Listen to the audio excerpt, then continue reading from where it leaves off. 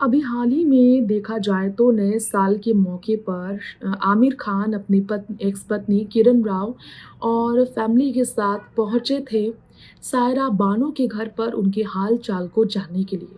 दोस्तों, आज इस रिपोर्ट में हम आपको ये बताना चाहेंगे कि कैसे सायरा बानो की ज़िंदगी में एक बेटे, एक संतान की कमी ने उन्हें हमेशा आंसू ही दिए हैं।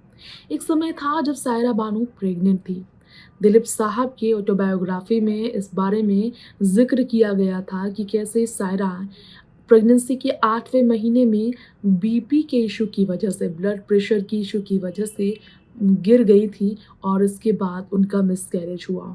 उस एक हादसे ने ना सिर्फ़ सायरा से उनका संतान छीना, बल्कि सायरा से उनका संतान छीनने के बाद उनका मिसकैरेज हो जाने की वजह से वो ऐसे अपनी ज़िंदगी में बदलाव को एक्सेप्ट नहीं कर पा रही थी कि वो फिर कभी माँ भी नहीं बन सकती। ना सिर्फ़ उनका मिसकैरेज हुआ, बल्कि उनके संतान पाने का सुख भी हमेशा उनकी ज़िंदगी में उनकी बदकिस्मती ने उनसे छीन लिया। फिर दोबारा प्रेग्नेंट नहीं हो पाई सायरा। उस एक्सीडेंट की वजह से सायरा बानो उस ट्रेजेडिक एक्सीडेंट की वजह से कभी भी वो दोबारा गर्भवती नहीं हो पाए। उनकी बॉडी उस तरह से डेवलप नहीं हो पाई कि वो फिर प्रेग्नेंट हो सके। सायरा बानो इस उम्र में यही कहती हैं कि उनके जीवन जीने का सिर्फ़ और सिर्फ़ एक ही कारण था, उनके पति दिलीप कुमार की सेवा करना।